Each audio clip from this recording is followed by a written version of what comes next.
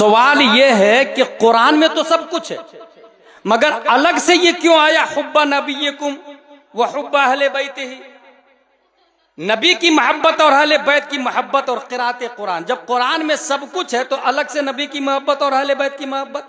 वजह यह है कि कुरान पढ़ने से सिर्फ मोहब्बत समझ में नहीं आती है। मोहब्बत एक ऐसी चीज है जो देखने से बहुत आसानी से समझ में आ जाती है। जैसे सहाबा ने मोहब्बत किया नबी से, और इतनी मोहब्बत किया कि नबी अगर लोआबे दहन डालते थे तो सहाबा हाथों से कैच कर लेते थे। नबी अगर वुजू करते थे तो वुजू का पानी सहाबा गिरने नहीं देते। मोहब्बत का ये तरीका जो सीखा है जिन लोगों ने ना, जिन लोगों ने सीखा और अमल किया, वही अहमद रजा खान बन गए, वही मुजाहिद मिल्लत बने, वही मुफ्ती आजम बने, वही ताजुल शरीयत बने। तो ये नबी की मोहब्बत एक पहला। अच्छा, उसके बाद आया कौन है भाई, हुब्बा अहले बैती।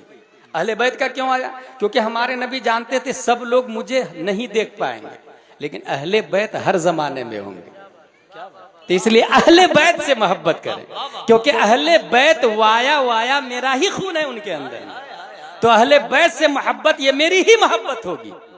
इस वजह से अहले बैत का लफ्ज आया। और उसके बाद आया क़िराअतुल कुरान। मोहब्बत में कहीं गुमराह ना हो जाए इसलिए थ्योरी कुरान भी नबी दे करके गए कि मोहब्बत में पूजा नहीं शुरू कर दीजिएगा, मोहब्बत में हद से आगे नहीं जाइएगा, जैसे राफजी लोग चले गए, शिया लोग चले गए। इसलिए कुरान शरीफ नाजिल हुआ है, और कुरान शरीफ सिस्टम ऑफ लाइफ है। ये बच्चों के हवाले से मैंने बुनियादी बातें बता दी। अब आइए कुछ स्टूडेंट की मिसाल दे दूं। अगर अपनी स्कूल हो, अपने टीचर हो, अपनी स्कूल हो, तो क्या होता है, एक बच्चा रोजाना पढ़ने जा रहा था, लोग उसको देख रहे थे। एक यहूदी गौर से देख रहा था ये बच्चा रोजाना पढ़ने जा रहा है। यहूदी बोलता है चंद दिनों के बाद में, हजरत हजरत मुझे कलमा पढ़ाइए। कलमा पढ़ा दिया गया। उनसे पूछा कि तुमने देखा क्या? तो वो यहूदी बोलता है ये साहब जो पढ़ने जा रहे हैं ना मदरसे में, इनका नाम मोहम्मद था। ये साहब इतने अच्छे लगे मुझको, मैंने सोचा हादा मोहम्मदुकुमुल असगर फकैफ काना मोहम्मदुकुमुल अकबर। छोटे मोहम्मद साहब इतने अच्छे हैं तो बड़े मोहम्मद साहब कितने अच्छे होंगे, इसलिए मुझे कलमा पढ़ा दीजिए। वो जो मोहम्मद साहब पढ़ने जा रहे थे, छोटे मोहम्मद, उनका नाम है इमाम मोहम्मद बिन हसन शीबानी, और टीचर का नाम है इमाम आज़म अबू हनीफा रदियल्लाहु ताला। ऐसी एक और स्टूडेंट की मिसाल दे दूं। वो स्टूडेंट है हुजूर मुहद्दिस कबीर दामजिल्लु अलैना, हाफिज मिल्लत से पढ़ रहे थे। हाफिज मिल्लत अलैहिर्रहमा इन्नमल अमालु बिन्नियात पढ़ा रहे थे। कहा एक काम की 100 नियतें करना। ये स्कूल में नहीं बताया जाता, ये अपनी स्कूल होगी तब बताया जाएगा। एक काम की 100 नियतें करना, 100 का सवाब अलग अलग मिलेगा, लेकिन उसमें रिज़्क़ की नियत मत घुसाना, क्योंकि रज़ाक तो अल्लाह है ही, वो बगैर नियत के भी रिज़्क़ देता है, जैसे कुत्ता बिल्ली कौवा को देता है, तो इंसान को क्यों नहीं देगा? वो सबको रिज़्क़ देता है तो वो इंसान को क्यों नहीं देगा? इसलिए हर काम करना, रिज़्क़ की नियत मत करना। अपनी स्कूल होगी तो ये बात चलेगी। दूसरा पॉइंट आ जाए, बड़ों का हाल। बड़े आम तौर से जहालत के शिकार है, झूठ बात बात में बोलता है, शराब पीता है, जुआ खेलता है। अगर किसी के पास 1 लाख रख दे और आप मर गए तो उसकी नियति बदल जाती है, अमानत में खयानत करता है। बुख्ल बहुत ज्यादा हो गया, दीनी मामलात में बुख्ल बहुत ज्यादा करेगा इंसान। अच्छा, कुछ जलसों का तरीका भी बताऊं। कुछ ऐसे भी लोग देखें जो शायरों पर ऐसे करके गड्डी उड़ा देंगे, 10,000 20,000। अभी नदीम भाई को नहीं दिया गया होगा, नदीम भाई कह रहा हूं मैं, अजमत भाई को इतना नहीं दिया गया होगा, मगर कुछ जलसों में 10, 20, 30,000 ऐसे करके शायरों पे उड़ा देते हैं। और जब मदरसे का ऐलान होता है तो बड़ी मुश्किल से 100 रुपया भी नहीं निकलता। इसका मतलब उसने इस्लाम को समझा ही नहीं, उसने दीन को समझा ही नहीं। कहां पर कितना देना चाहिए और कैसे देना चाहिए उसे पता ही नहीं। अच्छा, शायरों को देंगे, खतीबों को नहीं देते, उसे पता ही नहीं है। शेख सादी ने लिखा वो गुलसिता में, आलिम रा जर बेदे तबिस्यार खानदान। शेख सादी ने लिखा, आलिम को पैसा देता कि खूब खूब पढ़े और लोगों को दीन की बातें बताए। शायर के बारे में मैंने पढ़ा ही नहीं। शायर को देना जायज है, मैं ये नहीं कह रहा हूं देना जायज नहीं, देना जायज है, मगर मैं बता रहा हूं लोगों की सोच बता रहा हूं कि उसने दीन को नहीं समझा। अब ये जो बड़ों का जो हाल है, अब ये तो मदरसा में नाम लिखाएंगे नहीं, हनफिया अल जामियातुल फैजिया अशरफुल उलूम में। फिर इनके लिए क्या करना है, इनका ऑप्शन क्या है, एंटीबायोटिक क्या है, सोल्यूशन क्या है? बहुत अच्छा सोल्यूशन। ये जो बड़े लोग हैं इनके लिए मदरसतुल बालिगान होना चाहिए मस्जिद के बाजू में, और एटलीस्ट वो जुमा में तकरीर से पहले पहुंचे, और इमाम साहब आलिम रखे। आलिम इमाम कहाँ रहेंगे? जहां मस्जिद के बाजू में फैमिली क्वार्टर होगा। मस्जिद बना लेते हैं लोग करोड़ों की, मगर फैमिली क्वार्टर नहीं बनाते। इमाम साहब कहाँ रखेंगे, कहीं रहेंगे, मुझे नहीं मालूम भाई साहब। अच्छा, इमाम साहब रखेंगे भी तो उनकी बीवी का ठिकाना नहीं रहता, इसलिए वो 2-3 महीने में घर जाते हैं तो पूरे इमाम साहब बार बार छुट्टी कर रहे हैं। इसलिए क्या होना चाहिए, मस्जिद के बाजू में फैमिली क्वार्टर।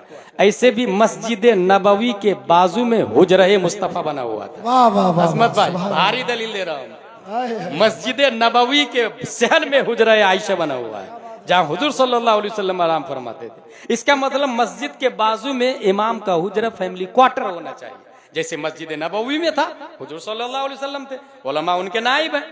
इसमें क्या होगा, वो आलिम अच्छे से अच्छा रखे, जुमा में तकरीर से पहले पहुंचे। वो जुमा की तकरीर मौजू के तहत हर महीने में हिसाब से होता है। मुहर्रम में क्या हराम क्या हलाल, ढोल हराम, ताशे हराम, बाजे हराम, मुरव्वजा ताजियादारी हराम, ये सब बताते हैं। कुर्बानी में बड़ा बड़ा बकरा खरीद लेंगे और खूब हार पहना के शोबाजी करेंगे। इमाम साहब बताएंगे, लन यनालल्लाह लुहूमुहा वला दिमागुहा वलाकिन यनालुहु तक़वा मिनकुम। ये बकरा, गोश्त, खून, हड्डी, ये अल्लाह की बारगाह में पहुंचता ही नहीं, पहुंचती है मोमिनों की नीयत। ये कौन बताएंगे? इमाम साहब आलिम रहेंगे। तो आलिम कब रहेंगे? जब फैमिली क्वार्टर रहेगा। इसलिए क्या करना है, मस्जिद के बाजू में फैमिली क्वार्टर, ताकि बड़ों की इस्लाह हो सके। अब आखिरी पॉइंट वमा अलैना इल्लल बलाग बोलने जा रहा हूं मैं। आखिरी पॉइंट है एजुकेटेड की सोच। एजुकेटेड से मेरी मुराद वो लोग जो मुस्लिम हो या गैर मुस्लिम हो, पढ़े लिखे हैं मगर इस्लाम पर क्वेश्चन है उनका। जैसे उनका कहना यह है कि फंडामेंटलिस्ट नहीं होना चाहिए, इतना सख्त नहीं होना चाहिए। अगर कोई देवबंदी आ रहा तो सलाम कर लो, वहाबी से अच्छा रिश्ता आ रहा, पढ़ा लिखा है वहाबी, तो रिश्ता कर लो। ये किन लोगों का कहना है? पढ़े लिखे लोगों का, एजुकेटेड। ये एजुकेटेड से मुराद मेरी उलमा नहीं है, ये स्कूल वाला एजुकेशन, एजुकेटेड लोग। मेरा कहना यह है कि किसी भी डिपार्टमेंट में एक इंसान है, जब तक उसके उसूल और सिस्टम को नहीं अपनाएगा वो कामिल नहीं हो सकता है। जैसे अगर सर फटा है तो स्टेजिंग थ्रेड पांव में लगाएगा या सर में लगाएगा? टाके सर में लगाएगा या पांव में लगाएगा? अगर हाथ से खून बह रहा है, कॉटन एंड बैंडेज आंख में लगाएगा या हाथ में लगाएगा? जो दवाई जिस दर्द के लिए है, जिस काम के लिए, वही दवाई देगा ना। ये उसूल है, इसी को कहते हैं फंडामेंटलिस्ट। इसी तरीके से दीन में क्या हलाल क्या हराम, क्या फर्ज क्या वाजिब, क्या सुन्नत क्या मुस्तहब, इस पर अमल जब तक इंसान नहीं करेगा ओरिजिनल मोमिन हो ही नहीं सकता। और कुरान शरीफ में आया ला तनकिहुल मुशरिकात हत्ता युमिनना वला अमतुम मुमिनतुन खैरुम मिन मुशरिकतिन वलौ अअजबतकुम। वहाबी देवबंदी सूरह कुल्ली से निकाह होता ही नहीं है। जब ये लिखा हुआ है कुरान शरीफ की तफसीरों में कि वहाबी देवबंदी सूरह कुल्ली से निकाह नहीं होता है, ये एजुकेटेड तबका कह रहा है कि नहीं, पढ़ा लिखा फैमिली मिल जाए तो कर लेना चाहिए। ये उसूल के खिलाफ हुआ कि नहीं हुआ? जब कुरान बोल रहा निकाह ही नहीं होगा और वो अपनी चला रहा, अपनी सोच चला रहा है, बताइए क्या ये इस्लाम के खिलाफ नहीं है? क्या ये नबी के सिस्टम के खिलाफ नहीं है? क्या ये शरीयत मुतहरा के खिलाफ नहीं है? एक आम मोमिन कह रहा है कि नहीं निकाह नहीं होगा, एजुकेटेड तबका बोल रहा नहीं, अच्छी फैमिली मिल जाए तो कर लेना चाहिए। बात किसकी मानी जाएगी? बात किसकी मानी जाएगी? एक MBBS डॉक्टर बोल रहा है वुजू में 6 फराइज है, और अल जामियातुल फैजिया अशरफुल उलूम का तालिब इल्म बोल रहा है कि नहीं, अनवार शरीयत में लिखा है वुजू में 4 फराइज है। बात किसकी मानी जाएगी? MBBS की या वो जामिया फैजिया के तालिब इल्म की? कॉमन सेंस है, जामिया फैजिया के तालिब इल्म की, क्योंकि इसने जो बोला वो अनवार शरीयत से, और अनवार शरीयत किताब लिखी गई अशियातुल लम्हात हदीस की किताबों से, और हदीस नाम है मुस्तफा के कौलो फेल तकरीर का, और नबी वही बोलते हैं जो वही इलाही होती है। लिहाजा MBBS की बात 0.000 वैल्यू रखती है। बात मोतबर उस तालिब इल्म की होगी जो अनवार शरीयत से बोल रहा है। इसलिए पढ़े लिखे लोगों की सोच को बदलने के लिए करना क्या होगा? अब जाहिर सी बात है, वो भी मदरसे में नाम लिखाएंगे, वो कहेंगे मैं MBBS हूं, मैं B.Ed हूं, मैं D.Ed हूं, मैं क्यों जाऊं तुम्हारे यहां पढ़ने के लिए? ऐसे लोग के लिए क्या करना चाहिए? वो जो बताया ना मैंने, फैमिली क्वार्टर, अच्छा आलिम, उनके लिए वो कोचिंग सेंटर खोलेंगे। कोचिंग सेंटर में बेहतरीन टेबल वगैरह सब कुछ होगा, और वो हफ्ते में एक दिन क्वेश्चन आंसर रहेगा, जिसमें पढ़े लिखे लोग आए, कलेक्टर, SP, बैरिस्टर, वकील, जज, डॉक्टर सब आए, इस्लाम के ताल्लुक से जो भी सवाल हो वो करे। आपकी मस्जिद का अच्छा आलिम होगा, वो हर सवाल का जवाब देगा। ये 3 जहत थी मेरी, बच्चों का फ्यूचर, बड़ों का हाल, एजुकेटेड की सोच, उसको बदलने का सही तरीका भी बताया मैं। रब्बे कदीर हम सबको कुरान शरीफ, हदीस शरीफ, फिक़्ह शरीफ पढ़ने, समझने, अमल करने की तौफीक अता फरमाए।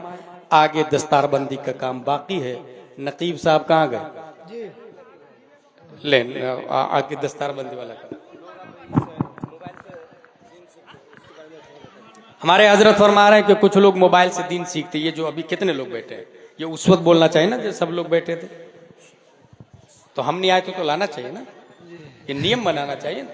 यानी वही बात हो गई कि वोट देगा इंसान अबू जेहल को और हाकिम कहेगा उमर फारूक आजम जैसा होना चाहिए। ये सोच रहे हैं कि इस्लाह हो जाए लोगों की, और इतने लोगों में मुझे कह रहे हैं कि इसका जवाब दीजिए। बहरहाल मैं मुकल्लफ हूं अल्हम्दुलिल्लाह। मोबाइल से दीन सीखना ये मुतलकन जायज नहीं है, क्योंकि मोबाइल पे इंजीनियर मिर्जा और जाकिर नायक की औलादे बहुत ज्यादा रहती है, ताहिरुल पादरी के फॉलोवर बहुत ज्यादा रहते हैं। अच्छा, मोबाइल में कोई चैनल वाले भी अपनी मर्जी से, ये जितने चैनल वाले हैं ना, अपनी मर्जी से हेडिंग डालेंगे, और होगा कान में, मैं कहूंगा अजमत भाई आपने बहुत अच्छा पढ़ा, ये हेडिंग डालेंगे, कुछ तो हुआ है गड़बड़, इस वजह से कान में कुछ बोल रहे हैं। क्या बात? इनको TRP से मतलब, इनको इससे कोई मतलब नहीं है कि इस्लाम की नशरो इशाअत कैसे होगी। इसलिए मोबाइल से दीन सीखना मुतलकन जायज नहीं है। उसमें कुरान शरीफ के खिलाफ भी आते, वहाबी देवबंदी का वेबसाइट भी है, अहले हदीस का वेबसाइट भी है, सलमान रश्दी के वेबसाइट है, तस्लीमा नसरीन के वेबसाइट है। आप लिखेंगे नबी को इल्मे गैब है कि नहीं, देवबंदी की इबारत भी आ जाएगी, अबुल अला मौदूदी